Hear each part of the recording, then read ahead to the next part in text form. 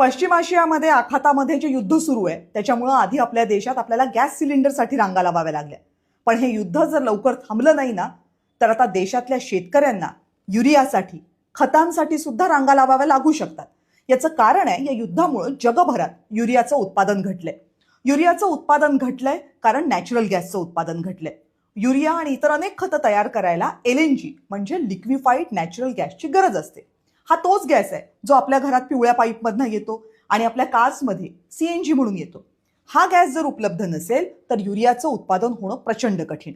आता हा गॅस आखाती देशांमध्ये मोठ्या प्रमाणावर उपलब्ध आहे. त्यामुळे युरिया तयार करण्याचे अनेक मोठमोठे प्लांट्स याच देशांमध्ये आहेत. कतार देशातल्या कतार एनर्जीचा प्लांट हा जगातला सगळ्यात मोठा प्लांट आहे. जवळपास जगाचा 14% युरिया तिथं तयार होतो. पण हा प्लांट ठप्प आहे कारण या प्लांटला सप्लाय होणाऱ्या LNGच्या प्रकल्पावर हल्ला झालाय. बाकीच्या आखाती देशांची परिस्थिती सुद्धा यापेक्षा फार वेगळी नाहीये.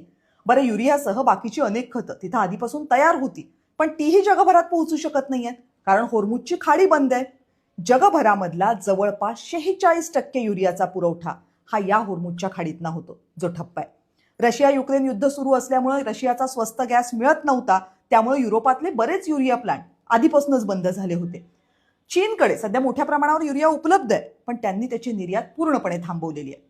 उत्तर गोलार्धात म्हणजे युरोप आणि अमेरिकेचा विचार केला तर तिथं आता पेरणीचा हंगाम सुरू झालाय. त्यामुळे तिथं युरियाची मोठी मागणी आहे पण युरिया पुरेसा उपलब्ध नाहीये आणि त्यामुळे युरियाच्या किमती जवळपास 30% वाढल्यात अशा तिथल्या शेतकऱ्यांच्या तक्रारी आहेत. आता हे सगळं असताना भारतामध्ये काय परिस्थिती आहे तीही सांगते. भारत हा जवळपास आपला 40% युरिया जेवढा आपल्याला लागतो त्याच्या 40% आयात करतो. त्यामुळे येणाऱ्या खरीपात भारताच्या शेतकऱ्यांना सुद्धा युरिया आणि DAP यांची कमतरता जाणवू शकते. पण नीती आयोगाच्या सदस्यांनी माध्यमांशी बोलताना जी आकडेवारी दिली आहे त्यानुसार खरीपाच्या हंगामात सगळ्या भारतामध्ये जवळपास 18 मिलियन टन इतका युरिया लागतो.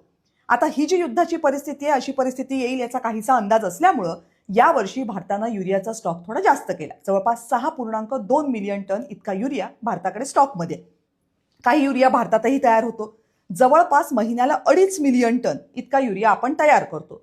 खरीपात युरियाची गरज कुठपर्यंत असते? ऑगस्टपर्यंत. म्हणजे ऑगस्ट महिन्यापर्यंत आपण साधारण 15 टन युरिया तयार करू शकतो. पण LNGचा पुरवठा कमी झाला तर तो युरिया सुद्धा कमी होणार. पण तरीही जवळपास 10 मिलियन टन युरिया आपण तयार करू शकतोच असा विश्वास आहे. म्हणजे ऑगस्टपर्यंत आपल्याकडे किमान 16 मिलियन टन युरिया असेल. पण तरीही 2-2.5 मिलियन टन युरिया हा कमी पडणारच आहे.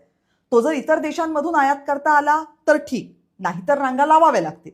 आता युद्ध जर लवकर थांबलं तर मात्र खरीपाचा हंगाम येईपर्यंत परिस्थिती आटोक्यात आणता येईल.